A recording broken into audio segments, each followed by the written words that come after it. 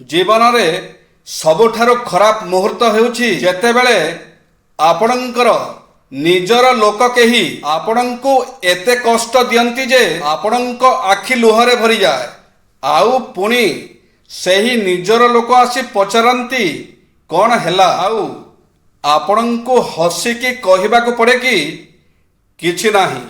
ସୂର୍ଯ୍ୟର ତାପ ଆଉ ବାପାଙ୍କ ରାଗ ସହ୍ୟ କରିବା ଶିଖନ୍ତୁ, କାରଣ ସୂର୍ଯ୍ୟ ବୁଡ଼ିଗଲେ ଅନ୍ଧକାର ଆଉ ବାପା ହଜିଗଲେ ଜୀବନ ଅନ୍ଧକାର।